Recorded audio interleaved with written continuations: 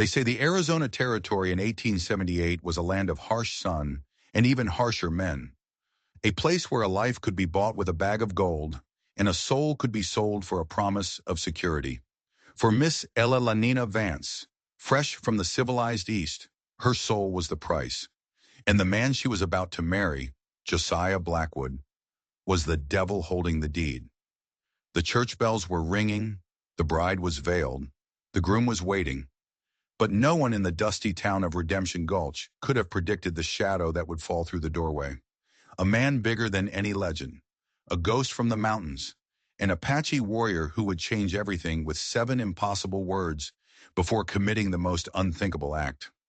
The dust of Redemption Gulch was a fine red powder. It coated everything.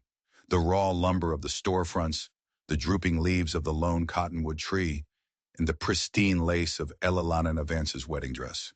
It was a dust born of the unforgiving Sonoran desert, a constant reminder that this place was not Boston. It was a world away from the manicured lawns and genteel society she had been ripped from. Ella Lanena stood before the warped mirror in her room at the Grand Hotel, a name far too grand for the 2-story clapboard building. The room was stifling, the late August heat pressing in from all sides, making her whalebone corset feel like a cage of fire. Her reflection showed a woman she barely recognized. The face was hers, pale skin, wide blue eyes that now held a haunted, resigned look. But the woman in the mirror was a sacrifice. Her father, a shipping magnate, had made a series of disastrous investments. The Panic of '73 had finally caught up to them, and the Vance family name was about to become a cautionary tale whispered in Boston's elite circles. Then came the offer, delivered by telegraph from a man named Josiah Blackwood. He was a silver baron, the undisputed king of Redemption Gulch. He'd heard of the Vances' plight, and more specifically of their beautiful unmarried daughter. His proposal was crude in its simplicity. He would absorb all of William Vance's debts. In return, Ella Lanena would travel west and become his wife. Josiah Blackwood was a man carved from the same harsh rock as the mountains he plundered, handsome in a severe way, with eyes the color of a winter sky, cold and empty. He'd shown her the 2-story Victorian house he'd built on a rise overlooking the town, its white paint a stark defiance against the red earth. He called it the Manor. The townsfolk called it Blackwood's Folly. Ella Lanina called it her cage. "A palace for my queen," he had told her on their first and only walk together, his hand gripping her elbow with a firmness that made her skin crawl.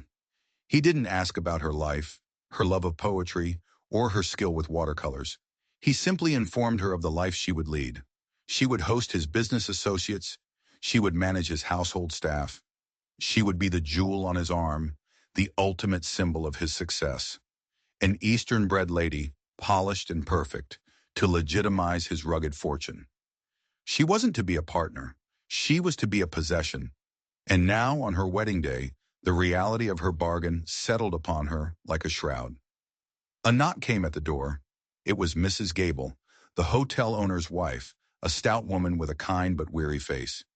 "It's time, dear," she said softly. "Mr. Blackwood is waiting."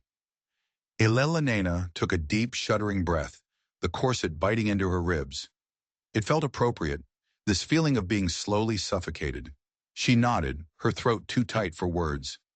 As she walked down the hotel's creaking staircase, the lobby fell silent. Miners in dusty clothes and shopkeepers in their Sunday best stopped their conversations to stare.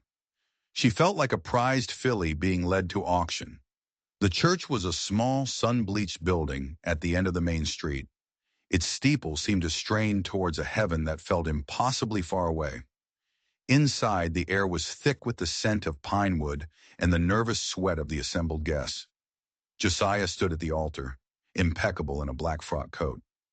He turned as she entered, and a triumphant smirk touched his lips. It was not the look of a loving groom. It was the look of a collector who had just acquired his most coveted piece. Sheriff Brawdy, a man whose loyalty was bought and paid for by Blackwood silver, stood as the best man. Reverend Abernathy, a young nervous man fresh from a seminary, fumbled with his Bible. Ella Lanena walked the aisle on the arm of the town's mayor, who also happened to be the president of Blackwood's Bank. Every step was a footfall towards the end of her life. She reached the altar, and Josiah took her hand. His skin was dry and cold like a snake's. "Dearly beloved," the Reverend began, his voice trembling slightly, "we are gathered here today in the sight of God."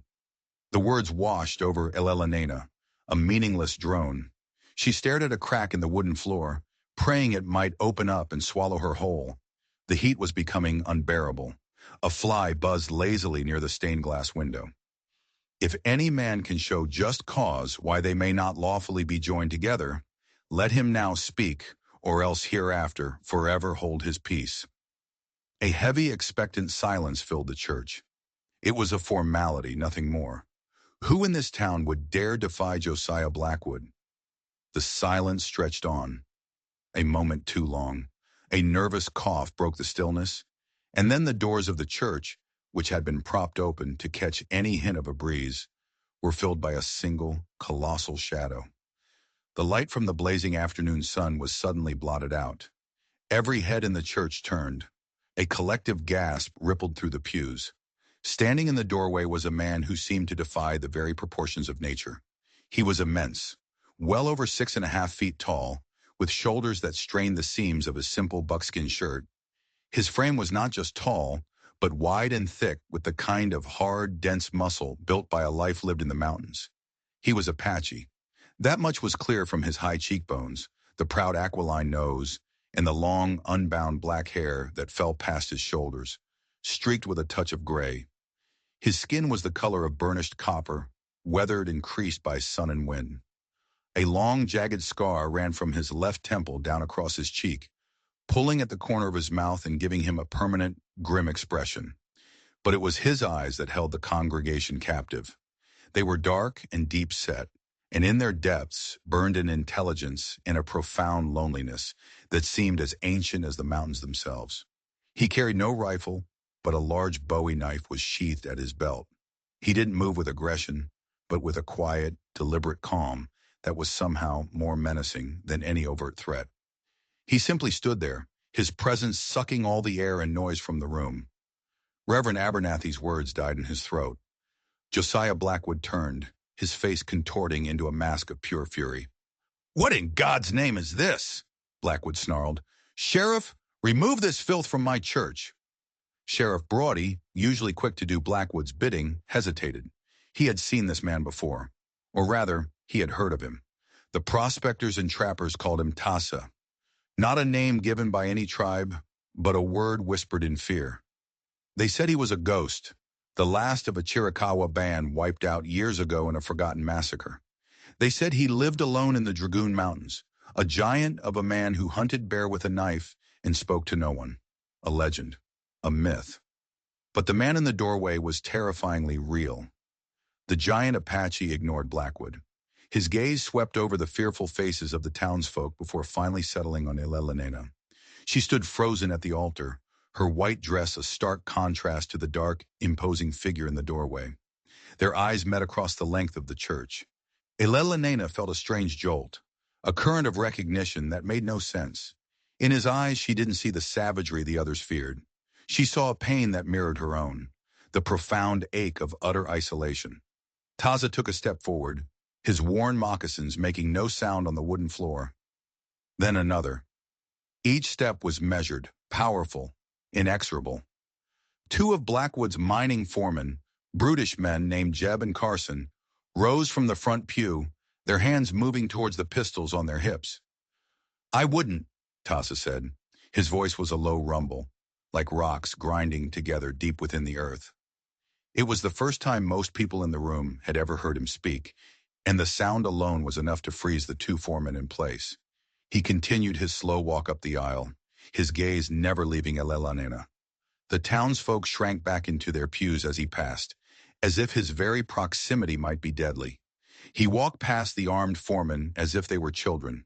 He walked past Sheriff Brodie, whose hand hovered uselessly over the butt of his Colt. He stopped directly in front of the altar, a mere 5 feet from Elelena, Josiah, and the trembling Reverend. He was even bigger up close. He smelled of pine, leather, and the clean, crisp air of the high country. He dwarfed Josiah Blackwood, making the powerful Silver Baron look like a petulant boy. Blackwood, his face purple with rage, finally found his voice. You have 1 second to leave this church, you heathen savage, before I have you shot where you stand. Taza finally broke his gaze from Elena and turned his head slowly to look at Blackwood. He didn't seem angry or afraid. He seemed analytical, as if studying an insect. He looked at Blackwood's expensive suit, his manicured hands, and the cruel twist of his lips. Then his eyes flickered back to Elena, to the terror and desperation warring in her face. He took a final step forward, placing himself between Elena and her intended groom. He looked down at her, his immense height forcing her to crane her neck. A strange, almost sad expression softened the harsh lines of his face. He seemed to see past the expensive dress and the veil, deep into the heart of the caged woman beneath.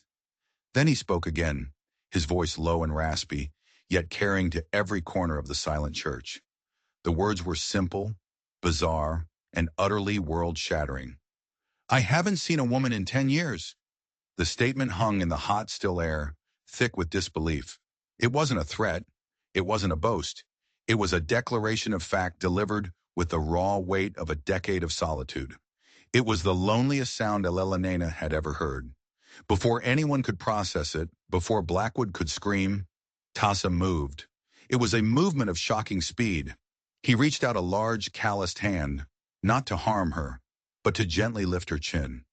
His touch was surprisingly soft. For a heartbeat, he just looked at her, his dark eyes searching hers. Elena's breath caught. The world narrowed to the space between them. The fear was still there, but it was now mingled with a disorienting sense of calm. The profound loneliness in his eyes was a mirror. Then he leaned down. He kissed her. It was not brutal or savage. It was firm and absolute, and tasted of wild things, of wood smoke and mint, and a longing so deep it was bottomless. It was over in a second, a brief, world-altering pressure against her own. But in that second, everything changed. He had not stolen a kiss. He had made a claim. He had branded her, marked her, and severed the final thread of the life she was about to accept. The church erupted. Women screamed. Men shouted, leaping to their feet. Reverend Abernathy dropped his Bible with a loud thud. Josiah Blackwood let out a roar of pure, unadulterated fury. "You filthy animal!" he shrieked, lunging at Taza. Taza didn't even seem to notice.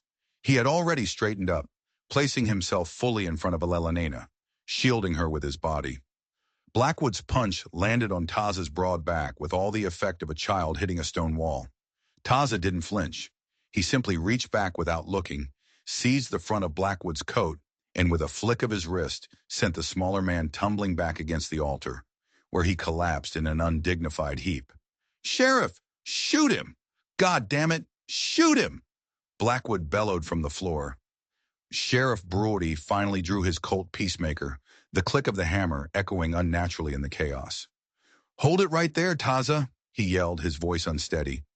Taza slowly turned his head to face the sheriff, his expression unreadable. He held his empty hands out to his sides. "This woman is not for him," Taza stated, his voice calm. "She does not have the eyes of a bride. She has the eyes of a prisoner." Elena, standing behind him, felt a tremor run through her. He had seen it. In one glance, this stranger from the mountains had seen the truth she had been hiding from everyone, even herself.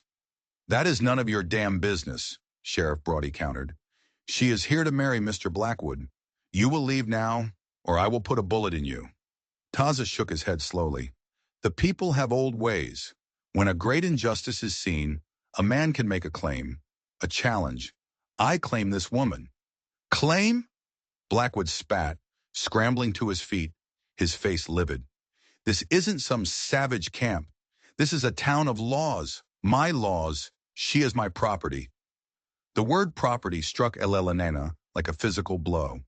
In that moment, all the veiled threats, the proprietary glances, and the cold calculations of her union with Josiah were laid bare. He didn't see a wife. He saw an acquisition. Taza's eyes narrowed. "A person is not property," he said, the words low and dangerous. He then turned his head slightly, his voice directed at Elena, though he did not look at her. "He offers you a cage. I offer you the sky. The choice is yours." The entire church was frozen. Every eye was on Elena, Blackwood sputtering with rage, the sheriff, his gun wavering, and the giant Apache who stood before her, a shield and a question, a cage or the sky, the devil she knew, or the terrifying unknown offered by a wild man who had just kissed her in front of the entire town. Her father's face flashed in her mind, the shame, the ruin she was supposed to prevent. But then she saw her own future in Blackwood's eyes. Years of silent obedience, of being paraded and possessed, her spirit slowly withering until nothing was left. Her heart hammered against her ribs, a frantic drumbeat of terror and a wild, exhilarating hope. "Miss Vance," Sheriff Brodie said, taking a step forward. "Step away from him. We'll handle this."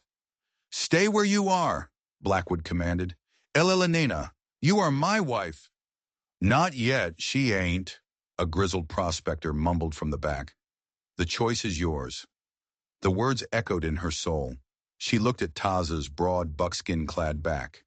It was a wall, a mountain, an entire wilderness standing between her and Josiah Blackwood. It was the most frightening and the safest she had ever felt. Taking a deep, shaky breath, Elena Vance, the well-bred lady from Boston, made a decision that would become a legend in the Arizona Territory. She took a small step forward and then another, until she was standing so close to Taza that her white dress brushed against his leather leggings. She reached out a trembling hand and placed it on his arm.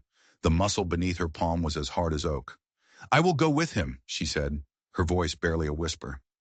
Yet it carried the force of a thunderclap in the silent church. The moment the words left her lips, the fragile truce shattered. "No!" Blackwood's scream was animalistic. He shoved the reverend aside and lunged again. But this time he wasn't aiming for Taza. He was aiming for her. He grabbed Elena's arm, his fingers digging into her bicep like claws. "You are mine. I paid for you." Taza reacted instantly. He moved between them, using his massive chest to force Blackwood back, breaking his grip. At the same time, he swept his own powerful arm around Elena's waist, pulling her securely behind him. The gesture was possessive, but it felt entirely different from Blackwood's grasp. It was protective. "Sheriff, do your damn job," Blackwood raged. Sheriff Brodie was trapped. His entire position depended on Josiah Blackwood. But to shoot an unarmed man who had been chosen by the bride herself was a line even he was hesitant to cross, especially with 50 witnesses watching. "Taza, this is your last chance," the sheriff warned, his face pale and sweating. "Let the woman go." "She has chosen," Taza said, beginning to back away toward the church doors, pulling Elena with him. Blackwood's two foremen, Jeb and Carson, finally acted. Seeing the sheriff's hesitation, they drew their own pistols. "Don't let him leave, Sheriff," Jeb shouted. The sight of the two extra guns galvanized the lawman. Brodie steadied his aim. "Don't make me do this, Taza." Taza stopped. He was still 10 yards from the exit. He was trapped. Elena's heart sank. Her one act of defiance was going to get them both killed. And then something shifted. Not in Taza. In her. The terror that had been her constant companion for months was suddenly burned away by a flare of righteous anger. Anger at Blackwood for buying her. Anger at her father for selling her. Anger at a world that gave her no choice but to be a commodity. Taza had given her a choice, and she would not let them take it away. "Stop!" Elena's voice, clear and commanding, rang out through the church. It was the voice of a Boston matriarch, a voice accustomed to being obeyed, and it startled everyone, including Taza. She gently pushed herself out from behind him, so she was standing beside him, facing the guns. Her wedding veil was askew, her hair coming undone, but her chin was held high. "Sheriff Brodie," she said, her voice steady, "you asked Mr. Taza to let me go. I am not being held. I am going with him of my own free will." The sheriff blinked, confused. "Ma'am, you don't understand. This man is a savage. He's dangerous." "The only danger I have faced in this town," Elena declared, her eyes locking with Josiah Blackwood's, "was standing at this altar. Mr. Blackwood just referred to me as property he had paid for. Is that the law in this town, Sheriff? That a woman is no different from a sack of flour or a mule? A murmur went through the crowd. The women in particular straightened in their pews. Blackwood's face was a thundercloud. Elena, be silent. You are hysterical. I am not hysterical. I am, for the first time, seeing things clearly, she retorted. She then turned her gaze back to the sheriff. If you shoot this man, you will be shooting an unarmed man who is protecting me at my request from a man I do not wish to marry. Is that how you uphold the law here? Sheriff Brody was flummoxed. He lowered his pistol an inch, his resolve wavering. Taza used the moment of hesitation. Without a word, he swooped down, hooked his arm under Elena's knees, and lifted her into his arms as if she weighed nothing. Before she could even gasp, he was moving. He turned and strode for the door, his long legs eating up the distance in a few powerful strides. "Stop him!" Blackwood shrieked. The foreman Jeb and Carson raised their pistols to fire. A single booming gunshot echoed, but it didn't come from them. It came from the back of the church. One of the old prospectors, a man named Silas, was standing on a pew, an ancient Colt dragoon clutched in his hand, smoke curling from its barrel. The bullet had splintered the wooden ceiling, raining dust down on everyone.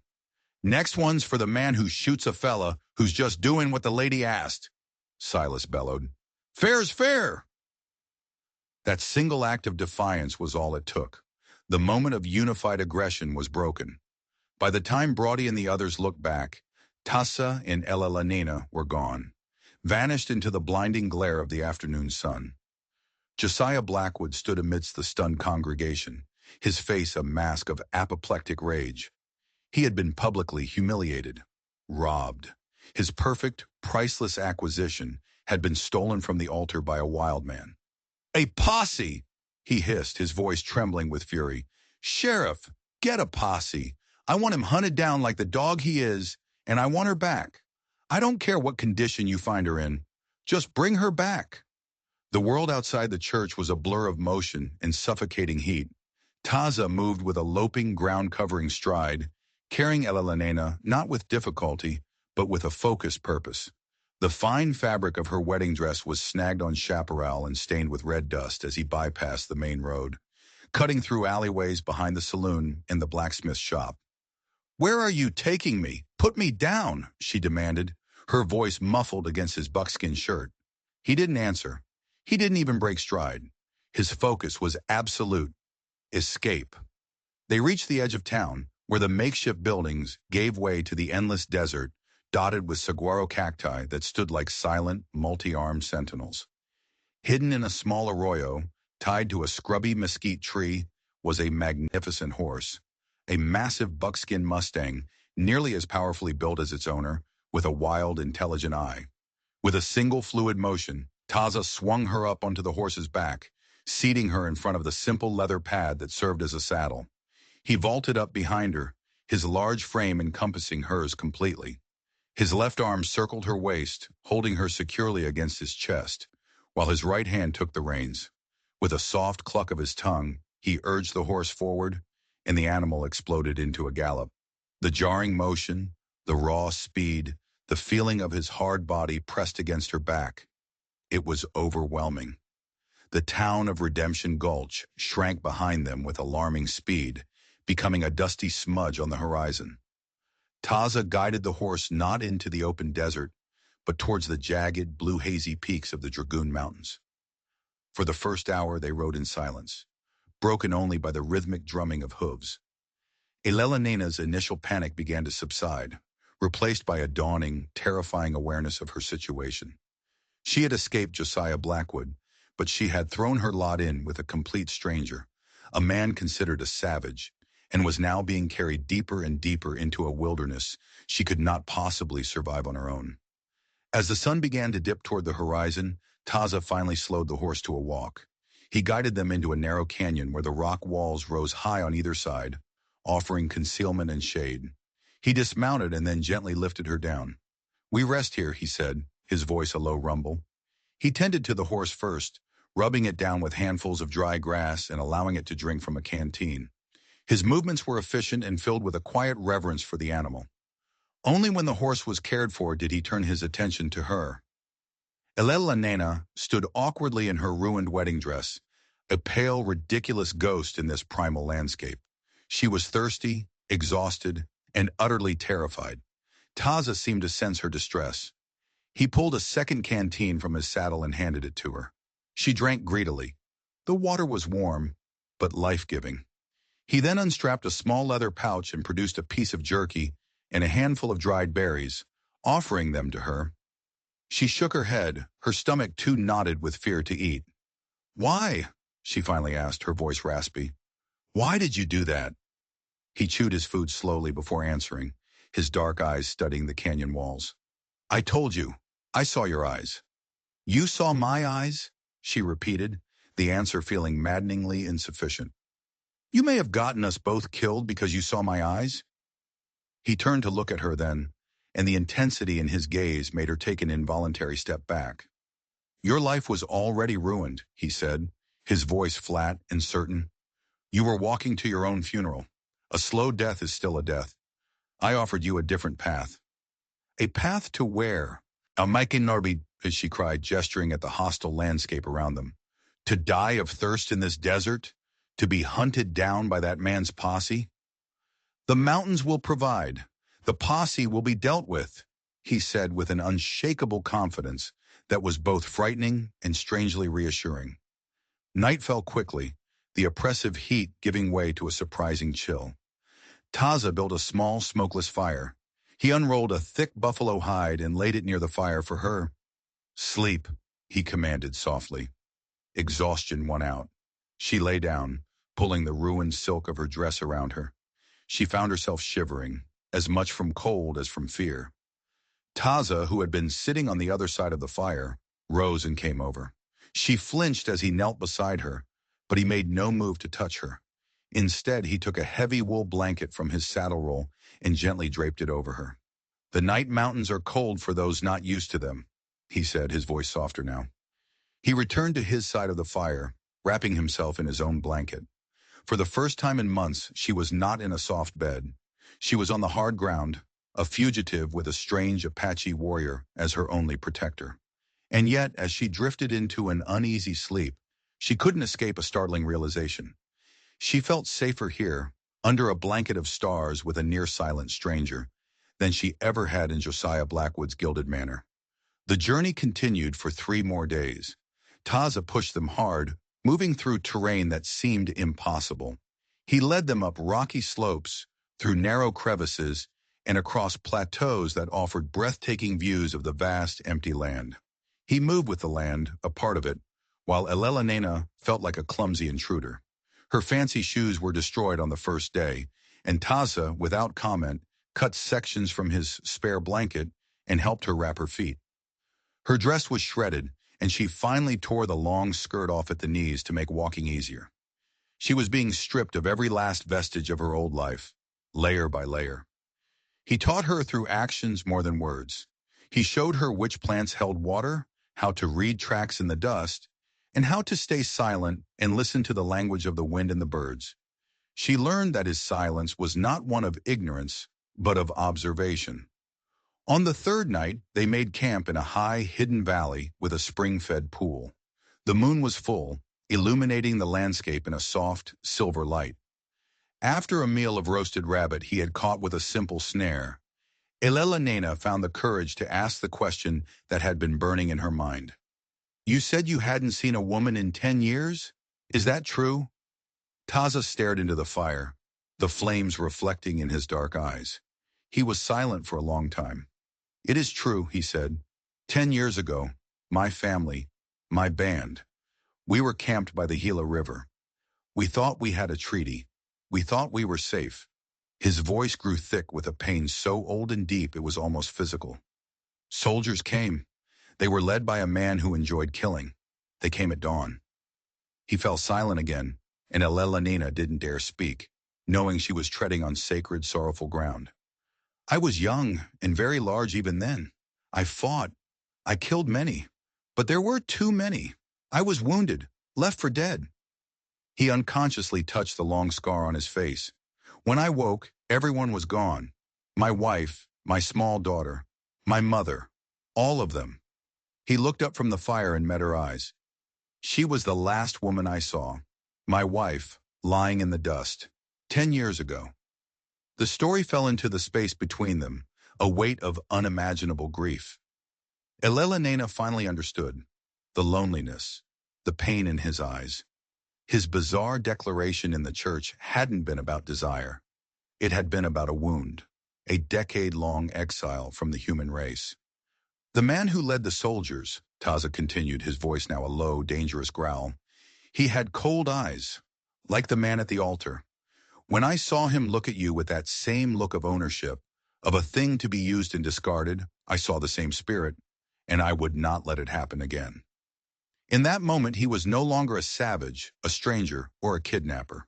He was Taza, a man who had lost everything and had stepped out of his lonely world to save her from a fate he understood all too well. A profound, aching empathy filled her heart. Without thinking, she reached across the small fire and laid her hand on his. He didn't pull away.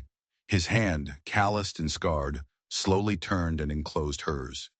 His grip was gentle but firm. They sat that way for a long time. Two fugitives under the silver moon, their shared silence a language more intimate than any words. But they were not alone in the mountains. Josiah Blackwood was not a patient man. He had offered a bounty that made even the most hardened men's eyes widen. $500 in gold for the return of Elena, and another $500 for Taza, dead or alive. The posse he assembled was a motley collection of his most ruthless mine foremen and opportunistic bounty hunters. Sheriff Brody was nominally in charge, but everyone knew the real leader was Blackwood himself, his face a mask of obsessive fury. They were not trackers, not like Taza. They were crushers. They followed the obvious trail left by the galloping horse, their numbers and noise scaring off any wildlife for miles. But Blackwood's posse had one advantage, a scout named Ben Kittredge. Kittredge was a wiry, sun-scorched man who had spent years as an Army scout and had a reputation for being able to track a ghost across slick rock. He was a bitter man who hated all Apaches with a venomous passion, stemming from a raid that had cost him his family years ago. For Kittredge, this wasn't about money, it was personal. A deadly game of cat and mouse unfolded across the Dragoon Range. Taza was the mouse, but a mouse who knew every crack and crevice in the wall. He used the terrain with masterful skill, doubling back on his trail, leading them into dead-end box canyons, and using high passes to observe their progress from miles away. Elena was no longer a passenger. She was a partner. Her senses, sharpened by days in the wild, began to pick up on the subtle signs Taza had taught her. The agitated call of a jay that signaled men approaching.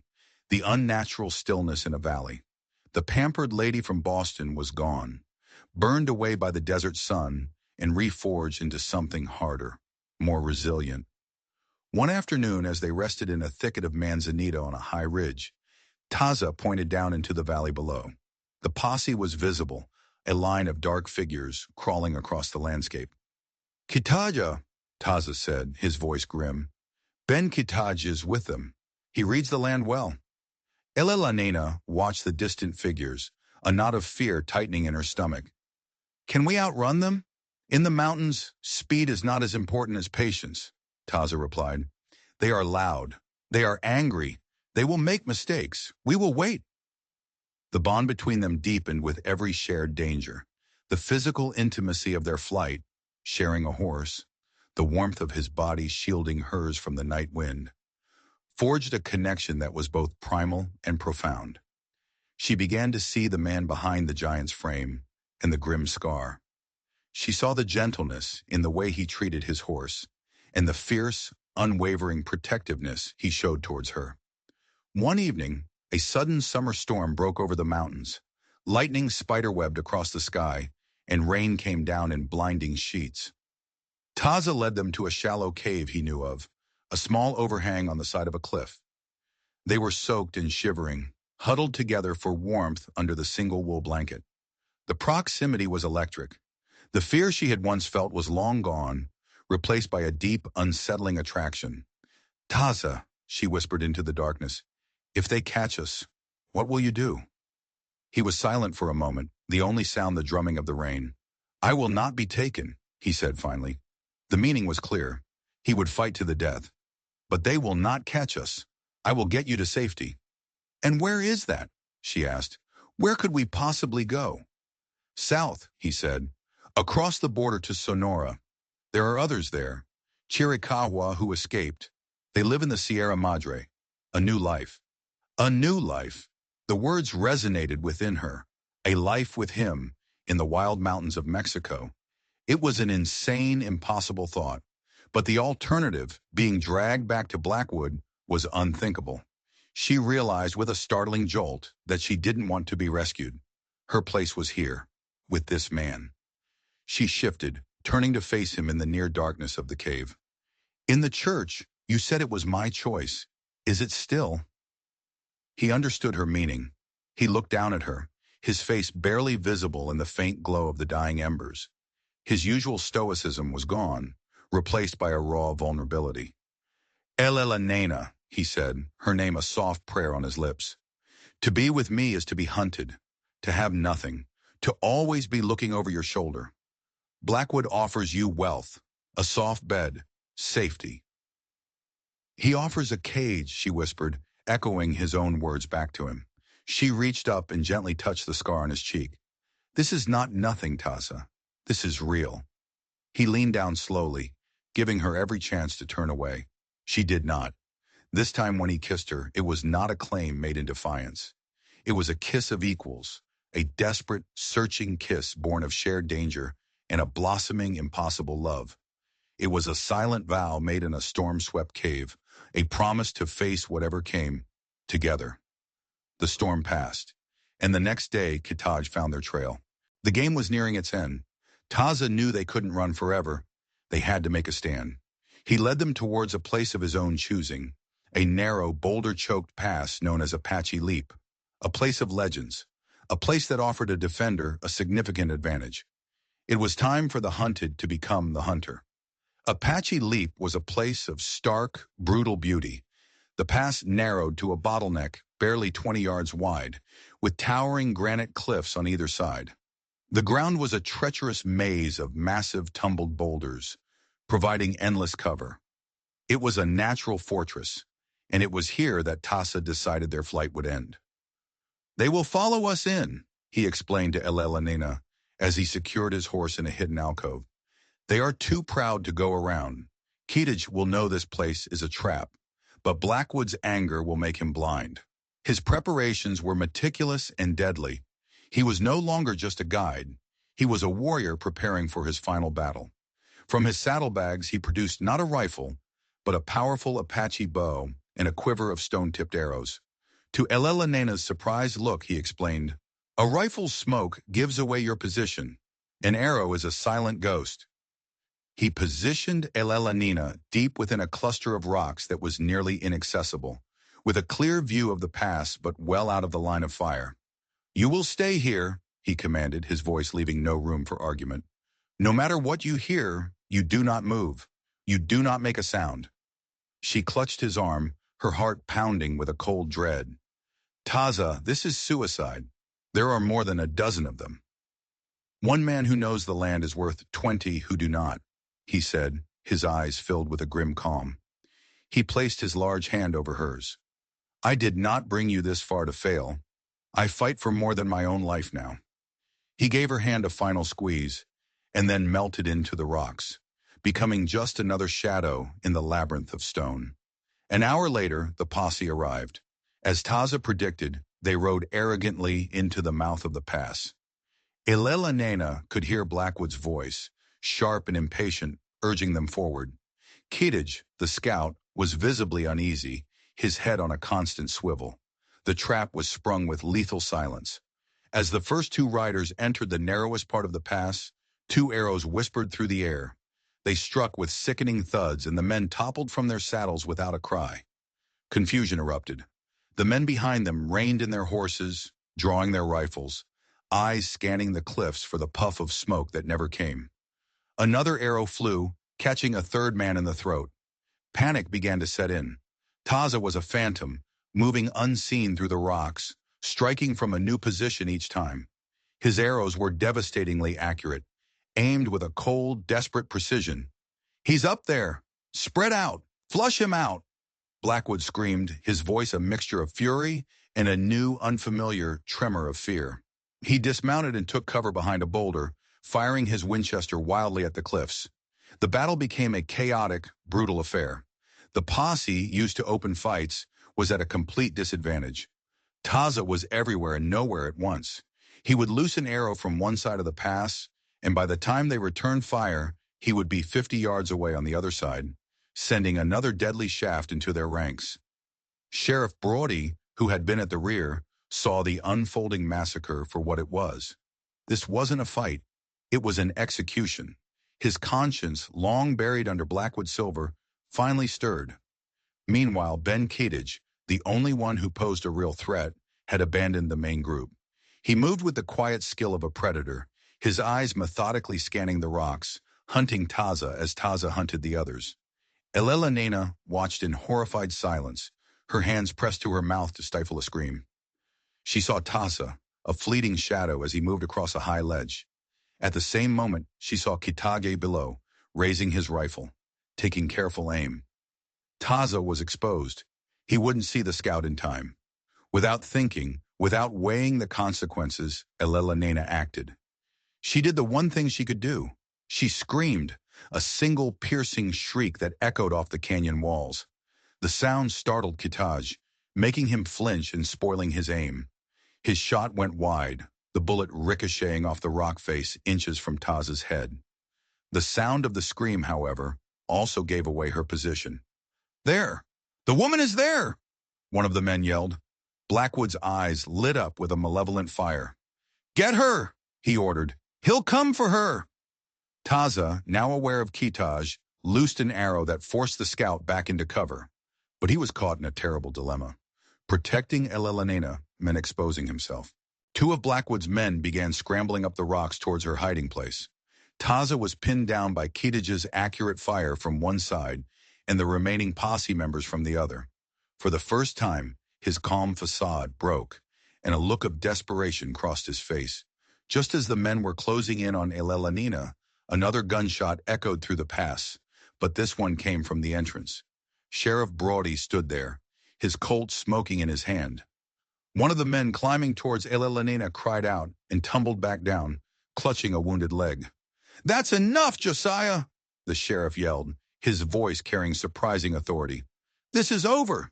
This isn't law, it's murder." Blackwood spun around, his face contorted in disbelief. "Brody, have you lost your mind? Shoot the savage, not my men. The savage is the one who's been behaving with more honor than you." Brody shot back, his gun now trained on Blackwood. "This ends now." This betrayal from his own paid lawman pushed Blackwood over the edge. He let out a wordless scream of rage and charged, not at the sheriff, but up the rocks towards Elena himself. "If I can't have you, no one will," he shrieked, his eyes wild with madness. His reckless charge gave Taza the opening he needed. Kitage was momentarily distracted by the standoff. Taza drew his bow one last time, not aiming at the scout, but at Blackwood. The arrow flew true, striking Blackwood in the shoulder, spinning him around and sending him tumbling down the rocks to land in a heap at the bottom of the pass. He was alive, but broken and defeated. Seeing their paymaster fall and the sheriff turned against them, the remaining members of the posse lost their nerve. They threw down their guns. The battle was over. Only Kitaj, the scout, remained. He and Taza stared at each other from across the rocks, two ancient enemies. But the fight was gone from the scout's eyes. He had been beaten. With a slow, almost respectful nod, Kitaj lowered his rifle, turned, and walked away, disappearing back down the pass, leaving the blood-soaked ground behind him. Taza scrambled to Elena's side. He checked her frantically, his hands gentle as they ran over her arms, making sure she was unharmed. "I am all right," she assured him, her voice trembling. "Taza, you are safe." He pulled her into his arms, holding her tightly against him, his face buried in her hair. She could feel the tremors running through his massive frame, the aftermath of the brutal fight. Down below, Sheriff Brody was disarming the last of the posse, his face set with a grim, new resolve. The reckoning at Apache Leap was over. Taza and Elelenina had survived. They stood together on the high rocks, bathed in the late afternoon sun, looking down not as fugitives, but as victors who had won their freedom and each other with blood, courage, and an impossible love. And so the story of Taza and his Eastern bride became a legend. With Josiah Blackwood exiled, their tale became a whispered testament that the line between savage and civilized is drawn by the heart. Their journey reminds us that love can be found in the most unexpected places, and that true freedom isn't about escaping a cage, but having the courage to choose your own sky. It's a powerful reminder that even in the harshest of times, the human spirit's capacity for defiance and love can never be vanquished. If this story of the untamed West and an unbreakable bond moved you, please take a moment to hit that like button and share it with a fellow history lover. And most importantly, subscribe to our channel and ring the notifications bell. We have so many more tales from the past to share, and we wouldn't want you to miss a single one. Thank you for listening.